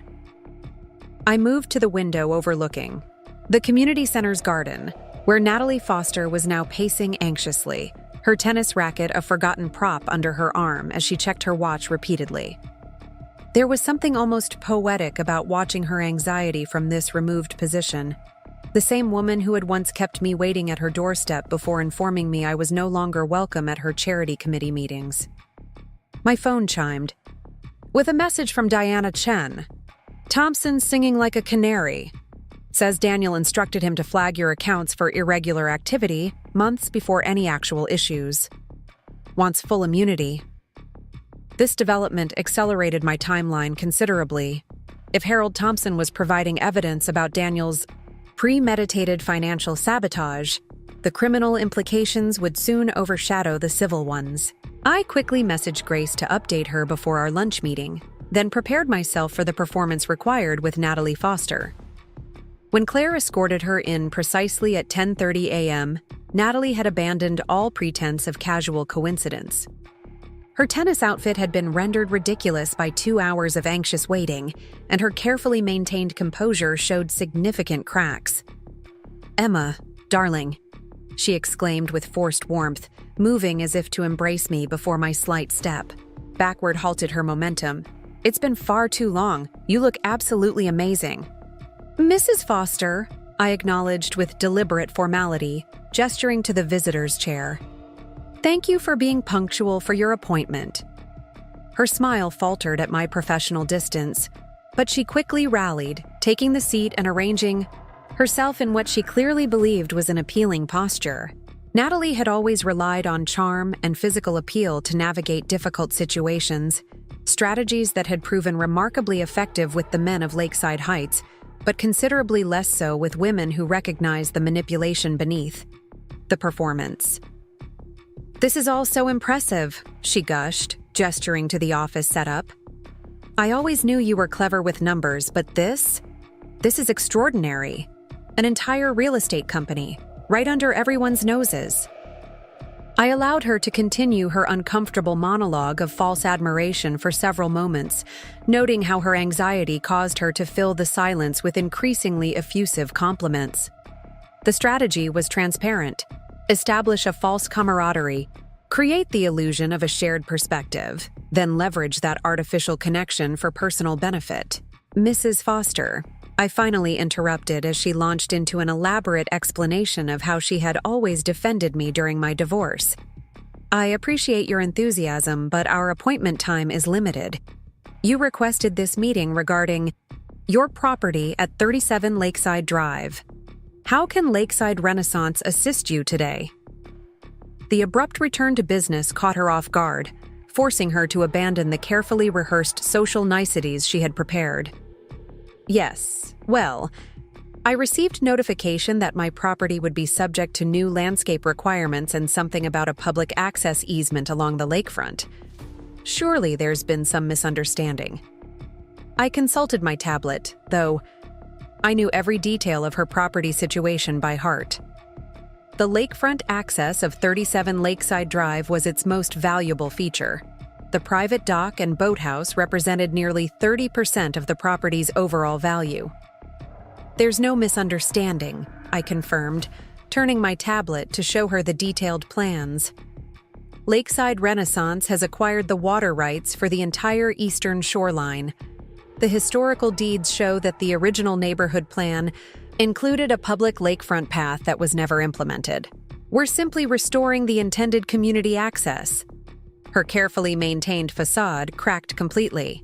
But that's outrageous. The dock has been private for decades. You can't just take away waterfront access. We're not taking it away, I corrected her calmly. We're establishing shared access through existing legal mechanisms. The property documentation you signed when purchasing clearly stated that water rights were contingent on historical easements. It was a legal technicality that most Lakeside Heights residents had overlooked when purchasing, a clause buried in century-old property records that my legal team had spent months researching and validating. Few homeowners ever read the historical encumbrances section of their closing documents, assuming that anything significant would have been highlighted by their attorneys. It was exactly the kind of detail that Daniel had always dismissed as paperwork nonsense during our marriage. But this will destroy our property value, Natalie protested, her voice rising with genuine distress. The private dock is why we bought on this street. Property values are indeed a concern for many residents, I acknowledged with practiced sympathy. Which is why Lakeside Renaissance is offering several mitigation options to affected homeowners. Hope flickered across her face at this apparent lifeline. What kind of options? I presented her with the same folder I had shown Richard Taylor, though the contents were significantly different. Option 1 involves selling your property to Lakeside Renaissance at market value adjusted for the easement impact, approximately 20% below current appraisal. Option 2 involves a modified easement that would preserve some privacy while allowing limited community access. Option 3 is a community partnership role that would maintain your private access in exchange for hosting 6 neighborhood events annually at your boathouse. The options were deliberately crafted to appeal to Natalie's social aspirations. While Richard Taylor's primary concern had been financial, Natalie's had always been social status and influence. Option 3 would position her as a community leader in the new order I was establishing, maintaining her property value while feeding her need for social prominence. The community partnership role, she said hesitantly, already imagining herself at the center of neighborhood gatherings. What would that involve exactly? You would serve as Lakeside Renaissance's social integration coordinator, I explained, using the meaningless corporate title I had created specifically for this moment. Your boathouse would become a showcase venue for approved community functions. With you as the official hostess, you'd have significant input on the guest lists, of course. The transformation of her expression from anxiety to calculated interest was remarkable to witness. Within moments, she had mentally repositioned herself from victim of my revenge to beneficiary of my power, exactly as I had anticipated she would. I've always believed that Lakeside Heights needed more community cohesion, she said earnestly, already embracing the role I had dangled before her. People are too isolated in their individual homes. A gathering space could transform the neighborhood culture. My thoughts exactly, I agreed, maintaining my professional demeanor despite the internal satisfaction of watching her so eagerly grasp the opportunity to save herself. Of course, the role would require absolute discretion and loyalty to Lakeside Renaissance's community vision. The implied condition was clear. Her social rehabilitation would depend on her unwavering support of my agenda, regardless of how it affected her former allies, including Daniel. Absolute loyalty, she confirmed without hesitation, already calculating how to explain her realignment to her social circle. I've always valued our friendship, Emma, even when circumstances made things complicated. I allowed a small, knowing smile to acknowledge the obvious revisionism. The past is instructive, but not definitive, Mrs. Foster. Lakeside Renaissance is focused on building the future of this community. By the time our meeting concluded 30 minutes later, Natalie Foster had transformed from a nervous supplicant to an enthusiastic collaborator in my community vision. Her social intuition had correctly identified which way the neighborhood winds were now blowing, and her survival instincts had prompted an immediate alignment with the new power center, exactly as they had done when Daniel had orchestrated my exclusion 14 months earlier. As Claire escorted her out, I noted the visible spring in Natalie's step and the renewed confidence in her posture.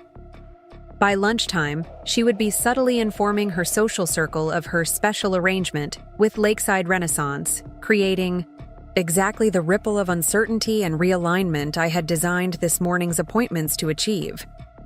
My phone buzzed with a message from my driver, informing me he was waiting to transport me to my lunch meeting with Grace. As I gathered my materials and prepared to leave, Claire handed me a handwritten note that had been delivered by courier during my meeting with Natalie. The expensive stationery bore Daniel's distinctive handwriting, the aggressive pressure of his pen evident in the deep impressions on the heavy paper. This elaborate performance might impress your new friends, but we both know the truth about your capabilities. Meeting requested. My terms, my territory. The Lakeside Club, 7 p.m. tonight. I have a proposition that will end this nonsense quickly. The note was pure Daniel, condescending, commanding, and completely oblivious to how thoroughly the power dynamic between us had shifted. The Lakeside Club was where he had first introduced Olivia to our social circle while we were still married, the private dining room where he had cultivated the business relationships that had facilitated my financial ruin. I tucked the note into my portfolio without responding. Daniel's proposition would wait until I had conferred with Grace and reviewed the new information from Harold Thompson. His assumption that I would jump at his summons revealed how little he understood about the woman I had become. A woman who now moved according to her own carefully constructed timeline, rather than reacting to the demands of others. As my driver navigated toward downtown Charlotte, where Grace was waiting at our favorite cafe, I reflected on the morning's achievements. Each appointment had served its purpose in the broader strategy, establishing new alliances, leveraging old betrayals, and most importantly, creating the social momentum that would isolate Daniel completely before the final phase of my plan unfolded. The foundation had been laid, the structure was rising, and soon, the man who had once claimed I couldn't manage a household budget would watch as I reconstructed an entire community from the ruins of the life he had destroyed. The Lakeside Bistro occupied the ground floor of a renovated textile mill. In Charlotte's trendy South End district, its exposed brick walls and industrial lighting creating an atmosphere of casual sophistication that attracted the city's professional class. Grace had secured our usual corner table, positioned to offer both privacy and a clear view of the entrance, another habit we had developed during the months of careful planning that had preceded my return to Charlotte. She rose as I approached, her tailored charcoal suit and confident posture marking her as one of the city's most formidable attorneys, even before recognition dawned in the eyes of other diners. Grace Martinez's reputation in Charlotte's legal circles had been built on a foundation of meticulous preparation and unflinching advocacy, qualities that had made her both my most valuable ally and Daniel's most dangerous adversary. The morning went well? She asked as we settled at the table, though her slight smile suggested she already knew the answer.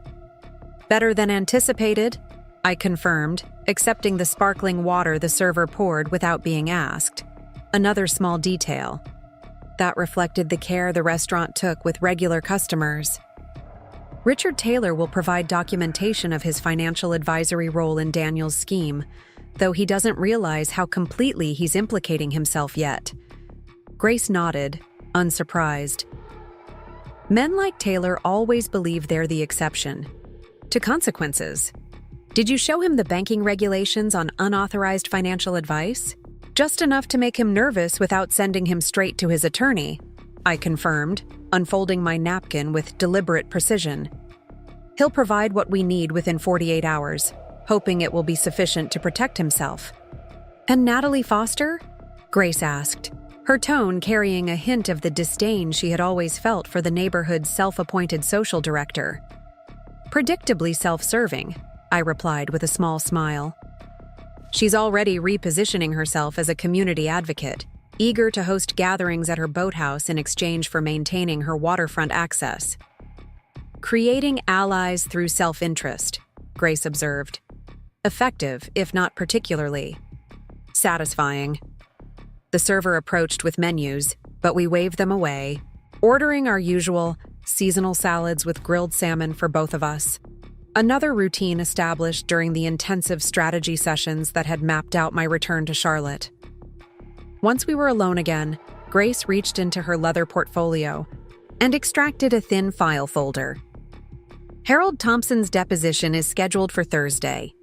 His attorney contacted me this morning, practically begging for immunity considerations in exchange for full disclosure. I accepted the folder, scanning the preliminary statement Thompson had provided. The document outlined in careful legal language how Daniel had systematically manipulated my financial accounts with Thompson's knowledge and assistance, flagging legitimate transactions as suspicious, delaying transfers to create overdrafts, and ultimately freezing accounts based on fabricated concerns about irregular activity. He's thrown Daniel completely under the bus, I noted, surprisingly unmoved by this documented confirmation of what I had suspected for months. Is any of this admissible in the Insurance Commission investigation? All of it, Grace confirmed, her expression reflecting professional satisfaction. Thompson's statement directly connects the manipulation of your personal finances to irregularities in Daniel's insurance business. The commission investigator called me this morning. They're expanding their inquiry to include potential fraud charges. The implications settled around us like invisible weight. What had begun as my personal quest for justice was evolving into potential criminal proceedings that would destroy not just Daniel's social standing, but his professional future and possibly his freedom. This changes our timeline, I observed, taking a measured sip of water as I recalibrated the strategy that had guided me for 14 months. If the commission files charges, the neighborhood dynamics become secondary to criminal proceedings. Grace studied me carefully, her dark eyes missing nothing. Does that bother you? The possibility that the legal system might deliver consequences before your neighborhood strategy is complete? It was a question I had been asking myself with increasing frequency as the various elements of my plan accelerated toward their conclusions. The truth was both simple and complex. Justice matters. More than its messenger, I replied finally. Though I'll admit there would have been a certain symmetry in Daniel losing everything through the same neighborhood dynamics he weaponized against me. Our salads arrived, the brief interruption giving me a moment to consider how thoroughly my perspective had evolved since those early days of raw pain and desperate planning. The woman who had fled Charlotte 14 months ago had been consumed by the need for personal vindication, to prove to the community that had rejected her that they had been manipulated by a master of deception. That need still existed, but it had been tempered by a growing recognition that true justice transcended personal satisfaction. "There's something else," Grace said once we were alone again, her tone shifting to the careful neutrality she employed when delivering potentially unwelcome information. Diana Chen called just before our meeting. Olivia has contacted her about legal representation. This was unexpected. Representation against Daniel? Grace nodded. Apparently, she's discovered discrepancies in the property transfer documentation for 48 Oakwood. The deed Daniel gave her doesn't match county records. She's claiming he misrepresented the property's legal status to her. The irony was almost too perfect. The same deceptive tactics Daniel had employed against me were now ensnaring Olivia, the woman he had chosen as my replacement. The property transfer that was supposed to secure her position as the new mistress of 48 Oakwood Drive was revealed, as yet another manipulation in Daniel's elaborate web of financial deception. "Should we be concerned about this development?" I asked, my analytical mind automatically assessing potential risks to our broader strategy. Grace considered the question with the careful thoroughness that characterized her professional approach. Not concerned, but certainly attentive. If Olivia initiates legal action against Daniel, it creates another pressure point that could accelerate his unraveling. On the other hand, if they reconcile, she becomes a potential character witness in any criminal proceedings. Recommend a meeting, I decided after a moment's consideration. I'd like to understand exactly what she knows and what she wants. Diana can arrange it on neutral territory. Grace made a note in her phone, her expression betraying a hint of curiosity. "I wouldn't have expected you to want direct contact with her." 14 months ago I wouldn't have, I acknowledged. But this isn't about emotions anymore. It's about strategic positioning. Our conversation shifted to practical matters. The upcoming Homeowners Association meeting, where I would unveil the comprehensive development plan for Lakeside Heights, the pending negotiations with remaining property owners, and the strategic timing of information releases to local media. Throughout the discussion, I found myself increasingly focused on what would come after. After Daniel faced consequences, after the neighborhood restructured around my vision, after the justice I had sought was finally secured. The question Grace had posed days earlier echoed in my thoughts.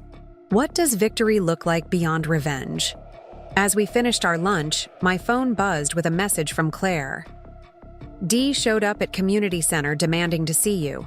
Security escorted him out per protocol. Says he'll be at Lakeside Club tonight regardless of whether you respond." Showed the message to Grace, whose expression hardened immediately.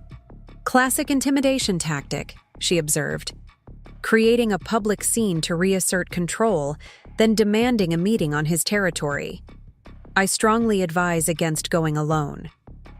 "I don't intend to," I assured her, already formulating the approach that would transform Daniel's intended power play into another step in his systematic dismantling. "But I also won't miss the opportunity to observe his deterioration firsthand."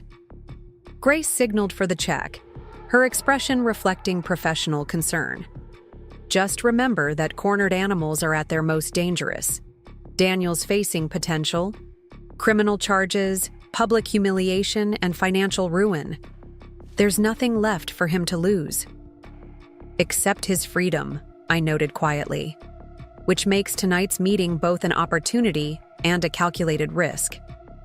As we left the restaurant, the Carolina sunshine cast long shadows across the bustling street, a visual reminder of how time was shifting the balance of power in ways both seen and unseen.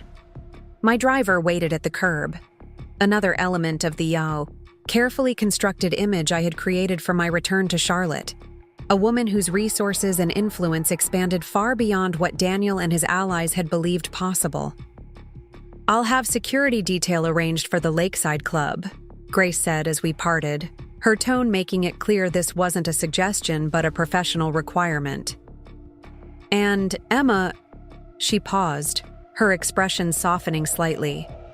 "Remember that true victory isn't just about making him lose, it's about ensuring you don't become what you're fighting against."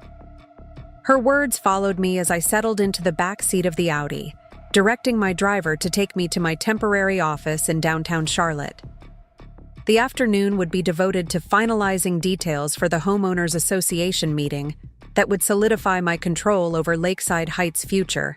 But my thoughts were increasingly occupied with the evening confrontation that waited at the Lakeside Club. Daniel's handwritten note had revealed more than he intended. The aggressive pressure of his pen on the expensive paper, the commanding tone that expected immediate compliance, the selection of the Lakeside Club as his territory, All spoke of a man desperately attempting to reclaim control of a situation that had spiraled beyond his manipulation. It was the same approach he had employed during our divorce negotiations, creating environments where he believed his social capital would intimidate me into accepting less than I deserved. The difference now, a difference he had yet to fully comprehend, was that I was no longer the woman who could be intimidated by social pressure or manipulated through emotional vulnerability. The Emma who had once sought his approval and acceptance had been methodically replaced by a woman who recognized such tactics for exactly what they were: the predictable desperation of a man whose power relied entirely on others' willingness to be controlled. My temporary office occupied the 15th floor of Charlotte's Tryon Center, its floor-to-ceiling windows offering panoramic views of the city that had once been my home and would soon become my legacy. The space had been selected for both practical and psychological purposes. Its central location provided easy access to legal and financial resources, while its prestigious address signaled to Charlotte's business community that Lakeside Renaissance was not merely a neighborhood development company, but a significant player in the city's economic landscape. Claire had arranged the afternoon's virtual meetings with meticulous efficiency. Discussions with the architectural firm designing the community spaces that would transform Lakeside Heights. Consultations with the environmental engineers addressing the lakefront development plans, and most importantly, a final review of the presentation for tomorrow's Homeowners Association meeting, where I would unveil the complete vision for the neighborhood's future. Between calls, I found myself drawn to the window overlooking the city, watching the interplay of sunlight and shadow across Charlotte's distinctive skyline. From this elevation, the patterns of urban development revealed themselves in ways invisible. At street level, the careful planning that had shaped some neighborhoods, the haphazard growth that had characterized others, and most notably, the invisible boundaries that separated communities, not just physically, but socially and economically. Lakeside Heights had been built on exclusivity. Its lakefront location, architectural covenants, and carefully cultivated image designed to create a community that defined itself by who was kept out rather than who was welcomed in. It was precisely this philosophy that had made it so easy for Daniel to orchestrate my social isolation during our divorce. Once he had successfully labeled me as financially irresponsible, a cardinal sin in a neighborhood that measured worth by wealth, exclusion had been almost automatic.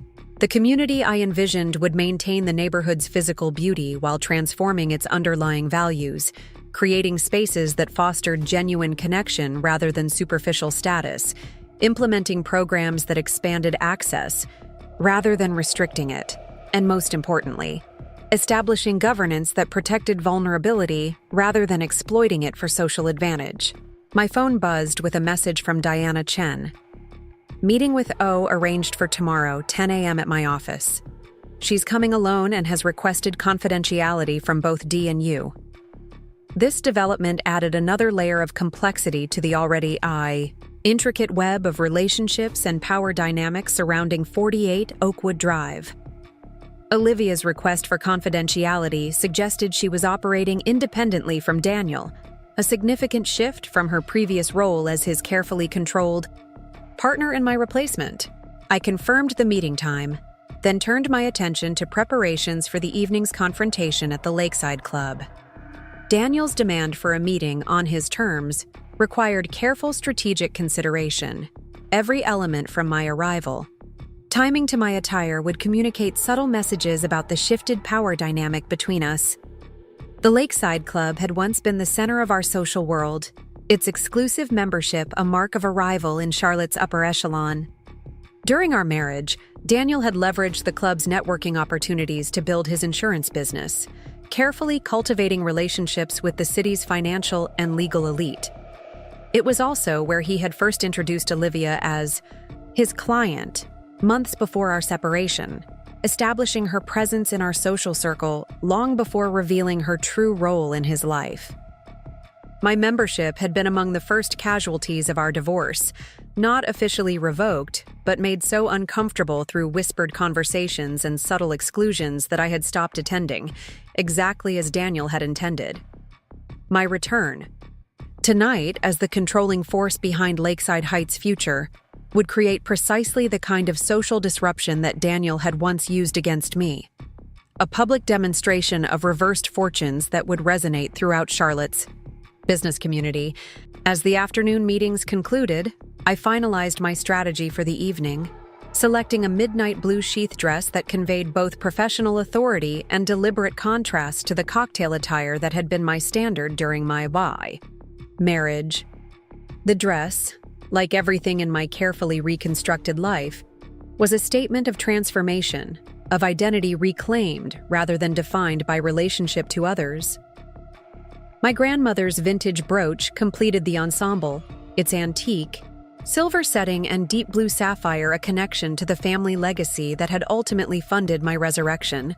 Daniel had never understood the significance of this particular piece, dismissing it as outdated compared to the modern jewelry he had preferred I wear during our marriage. Its presence tonight would be another subtle reminder of how completely he had misjudged both me and the resources available to me. At precisely 6:30 p.m., my driver navigated through Charlotte's evening traffic toward the Lakeside Club, its exclusive location on the city's north side marked by understated elegance rather than ostentatious signage. Grace had arranged for a security detail, 2 professional guards disguised as restaurant patrons who would be positioned within the dining room, close enough to intervene if necessary, but distant enough to avoid creating obvious tension. As we approached the club's circular drive, I noted with satisfaction that news of my expected arrival had already reached the staff. The valet who had once greeted me as Mrs. Reynolds now straightened to attention, his expression reflecting the uncertainty of how to address a woman whose status had transformed so dramatically in the community hierarchy. "Ms. Wilson," I supplied smoothly as he opened my door, deliberately using my reclaimed maiden name. "I believe Mr. Reynolds is expecting me." "Yes, Ms. Wilson," he confirmed with a respectful nod that would have been unimaginable during the height of my social exclusion. "Mr. Reynolds arrived 20 minutes ago and is waiting in the main dining room."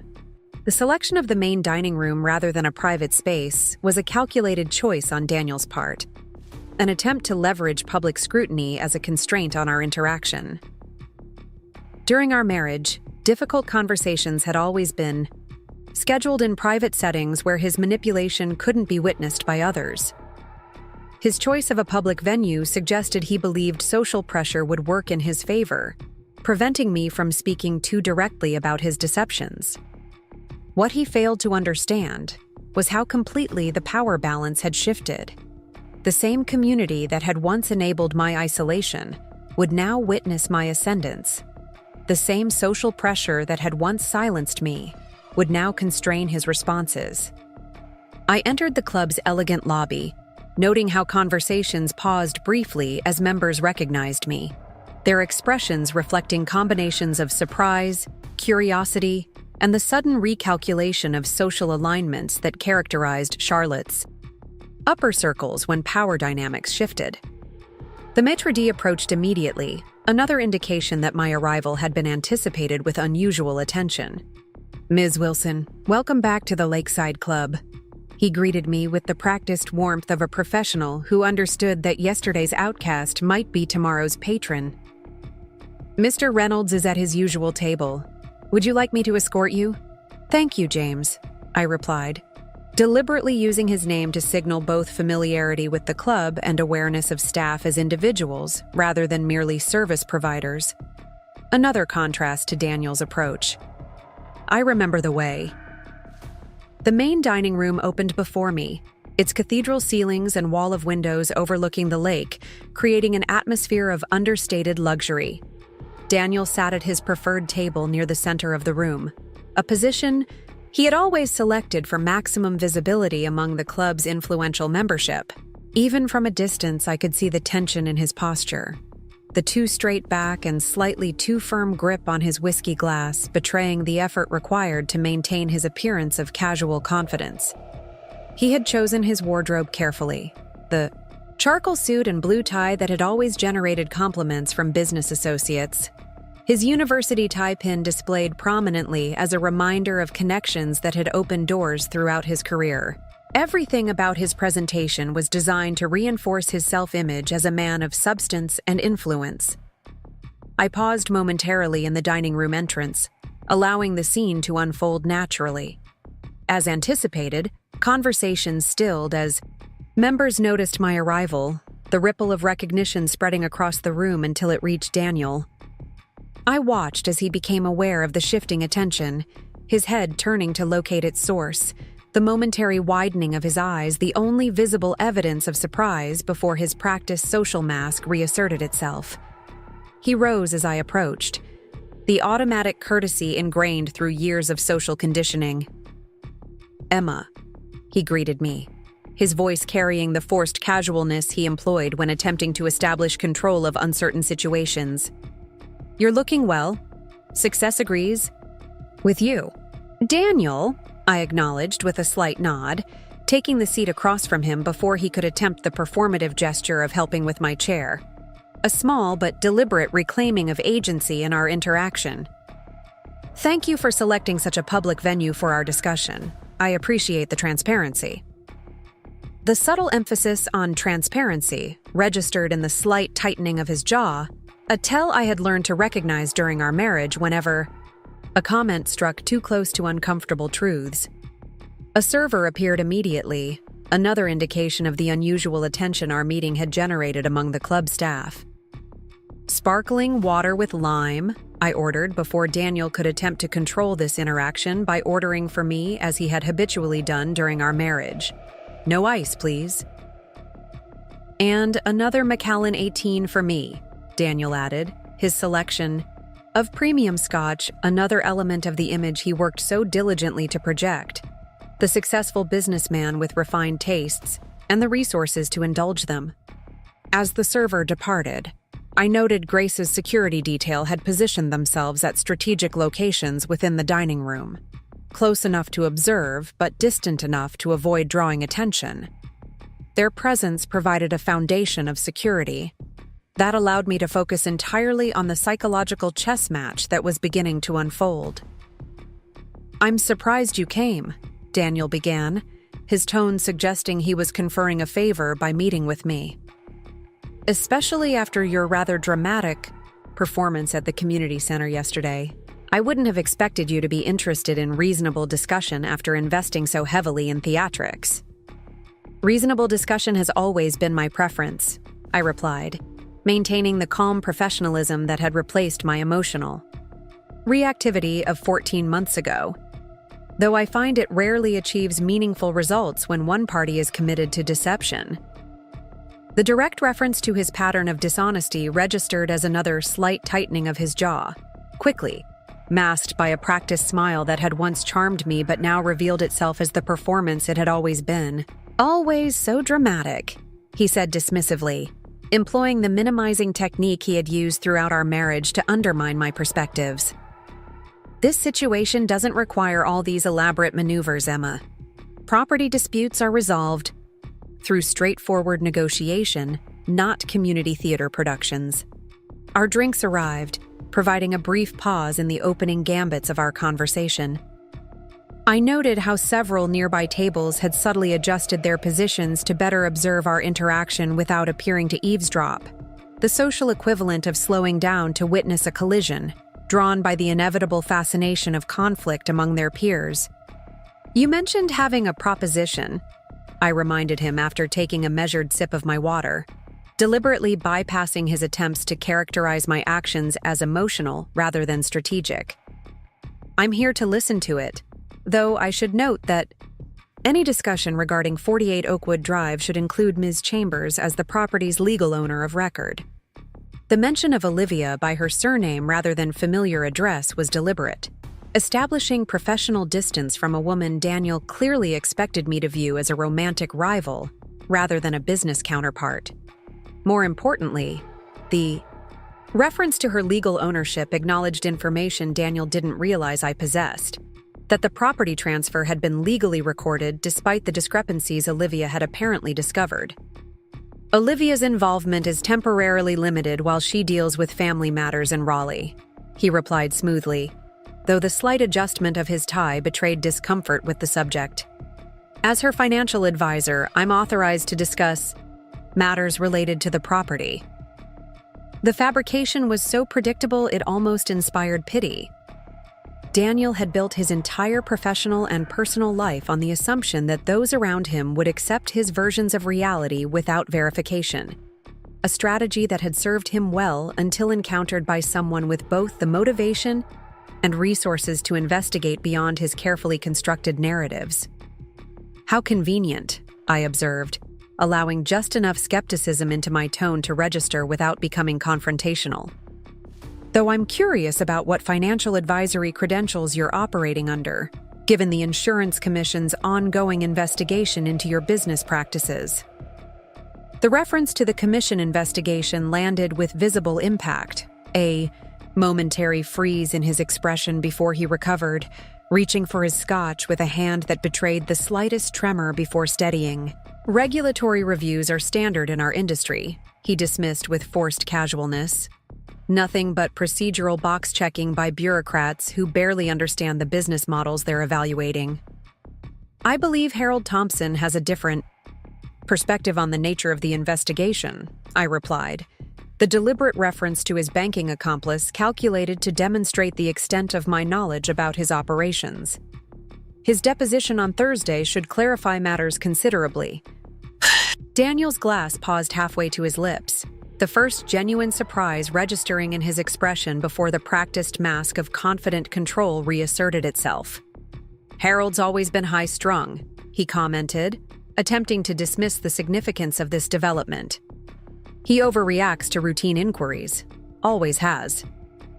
The immunity agreement he's negotiating suggests this inquiry is anything but routine, I noted, watching as calculations raced behind his eyes, evaluating how much I knew, how much was bluff, how thoroughly his carefully constructed world was truly unraveling. For a moment, genuine uncertainty replaced the confident facade he had maintained since my arrival. It was the same expression I had glimpsed 14 months ago, when I had confronted him with evidence of his affairs, not remorse for his actions, but momentary distress at being caught before his contingency plans were fully implemented. Just as quickly, the mask returned, accompanied by a recalibration of his approach. Let's set aside these peripheral issues and focus on the matter at hand, he suggested, leaning forward slightly in the stance he adopted when attempting to project sincere engagement. This situation with Lakeside Heights has escalated unnecessarily. There's a straightforward resolution that would benefit everyone involved. I'm listening, I replied, maintaining neutral engagement without revealing either interest or dismissal, forcing him to commit to his proposition without guidance on how it was being received. Lakeside Renaissance clearly represents a significant investment on your part, he began, his tone shifting to the professional cadence he employed when making business presentations. I'm prepared to recognize that investment through a comprehensive buyout offer, fair market value for all properties acquired, plus a generous premium to acknowledge development potential. The audacity was so characteristic it almost inspired admiration. Even now, facing professional disgrace and financial ruin, Daniel's instinct was to attempt control through acquisition, to believe that everything and everyone had a price at which integrity would be compromised and principles abandoned. An interesting proposition, I acknowledged, deliberately withholding immediate rejection to observe how he would elaborate his offer. Though I'm curious about the funding structure for such an ambitious acquisition, given the current state of your business accounts. His expression flickered briefly before he produced the practiced smile that had convinced countless clients to trust him with their financial futures. I've secured backing from interested investors who recognize the potential value in consolidating these properties under experienced management. The lie was transparent to anyone familiar with Charlotte's financial landscape, where news of Daniel's professional difficulties had spread through banking circles with remarkable speed.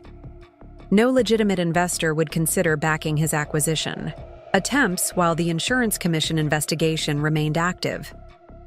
These investors, I inquired with professional curiosity, are they aware of the pending regulatory actions against your business?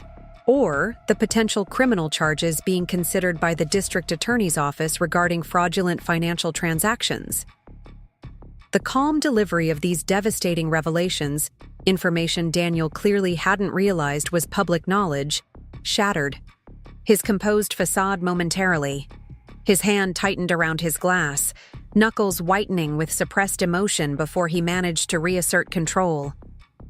"That's absurd," he attempted, though the confidence had drained from his voice, replaced by defensive aggression. "These are malicious rumors without foundation, likely spread by competitors attempting to undermine client confidence." The sworn depositions from bank employees and documented evidence of fraudulent account manipulations suggest otherwise, I replied, maintaining the professional detachment that had replaced emotional reactivity in my interactions. "But returning to your proposition, I'm afraid Lakeside Renaissance isn't interested in divesting its holdings. Our community development vision extends far beyond property values." The calculated rejection of his offer, delivered without anger or triumph, merely as a business decision, struck with more impact than any emotional confrontation could have achieved. I watched as the implications registered in his expression, the dawning recognition that his standard tactics of financial manipulation and social pressure had lost their effectiveness against someone who understood them too intimately to be influenced.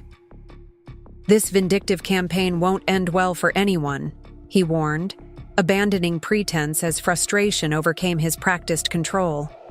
"You're disrupting the lives of innocent neighbors who had nothing to do with our personal issues." "Interesting perspective," I observed, "considering how thoroughly you leveraged those same neighbors to isolate me during our divorce.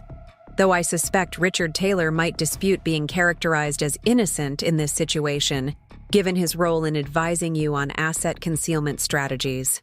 Daniel's expression hardened, the mask of reasonable negotiation dropping completely as he recognized the extent of my knowledge about his network of enablers. "You've changed," he stated flatly, the accusation carrying notes of both resentment and reluctant respect. "Growth is the natural response to attempted destruction," I replied simply, "though I appreciate your recognition of the transformation, belated as it may be." Our conversation was interrupted by the vibration of Daniel's phone, an incoming call he checked and immediately silenced, though not before I glimpsed Olivia's name on the screen. The momentary distraction revealed another crack in his carefully maintained facade, tension in his shoulders suggesting the relationship was experiencing strains beyond the property transfer complications Diana had mentioned. "Your current approach is unsustainable," he continued, returning to his earlier strategy of presenting himself as the voice of reason confronting irrational opposition. "The legal challenges alone will drain whatever resources you've managed to accumulate. I'm offering a clean resolution that allows everyone to move forward with dignity." The condescension in his tone, the automatic assumption that my actions were emotionally driven rather than strategically calculated, reflected how fundamentally he still misunderstood both my capabilities and my purpose. Even now, facing the systematic dismantling of his professional and personal life, he could not conceive of a woman operating with the same strategic foresight he had always claimed as his exclusive domain. "I appreciate your concern for my resources," I replied with the slight smile that had once signaled acquiescence, but now conveyed recognition of transparent manipulation. "Though I should note that the legal foundation of Lakeside Renaissance has been vetted by 3 independent firms specializing in real estate development law. The structures are quite sustainable." His phone vibrated again, a text message, this time the notification briefly visible on his screen as he glanced down.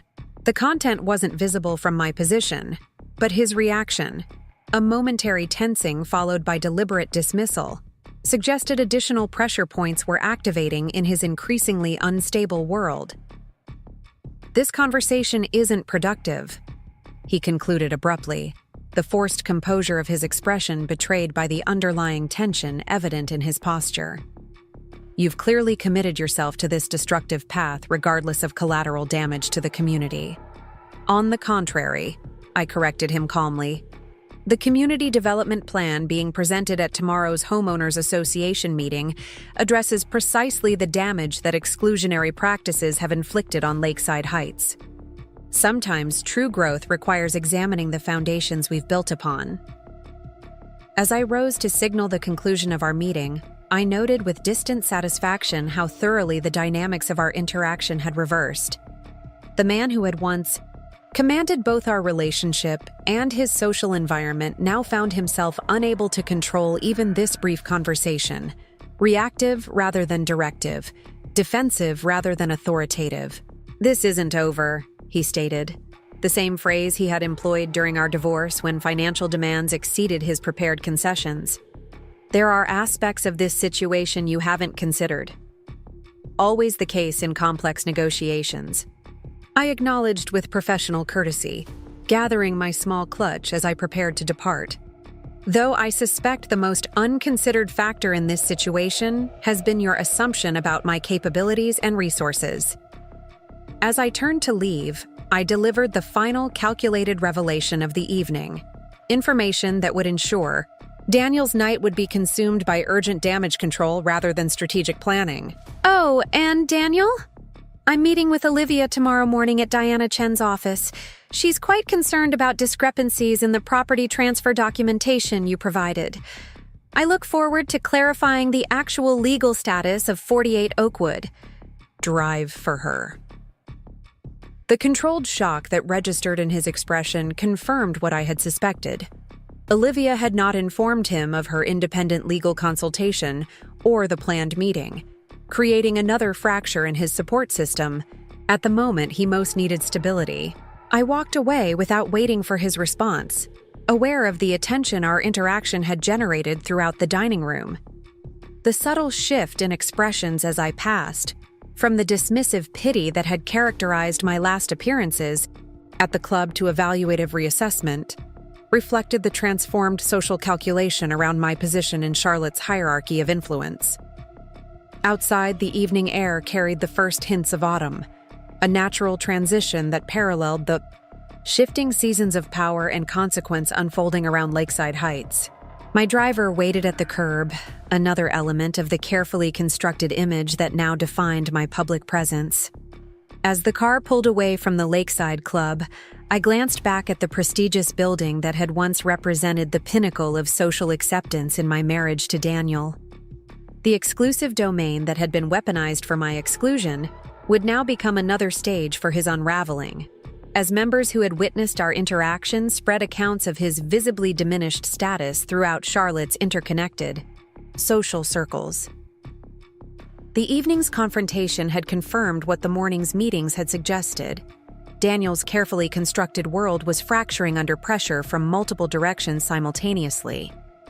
The financial investigation, Olivia's discovery of his deception, the neighborhood's realignment around my emerging influence, and most significantly, his own inability to recognize how thoroughly the dynamics of power had shifted were combining to accelerate his downfall beyond my original timeline. As we drove toward my condo, I found myself increasingly focused not on the satisfaction of revenge accomplished, but on the responsibility of what would follow. The community I was creating from the remnants of Daniel's exclusive domain would require more than strategic acquisitions and legal maneuvers. It would demand genuine vision and sustained commitment to values beyond the personal vindication that had initially driven my return. Grace's recurring question echoed in my thoughts as Charlotte's evening skyline unfolded before me. What does victory look like beyond revenge? The answer was taking tangible form in architectural plans, community programs, and governance structures that would transform Lakeside Heights from a symbol of exclusion to a model of genuine community, a legacy far more meaningful than the Bai's eye. personal triumph of seeing Daniel Reynolds face the consequences of his actions. Tomorrow's meeting with Olivia would add another dimension to this evolving vision, an opportunity to extend the concept of justice beyond punishment to include restoration for all who had been damaged by Daniel's manipulations, even those who had initially benefited from them. The woman who had once been cast as my replacement might now become another advocate for transformation, once she understood the true nature of the man who had entangled her in his deceptions. The pieces were falling into place with an inevitability that transcended my careful planning, as if justice, once set in motion with sufficient force and clarity, continued its own momentum toward completion. The foundation had been established, the structure was rising, and soon the full vision of what could be built from betrayal's ashes would be visible not just to me, but to the entire community that had once enabled my destruction. Up next, you've got 2 more standout stories right on your screen. If this one hit the mark, you won't want to pass these up. Just click and check them out.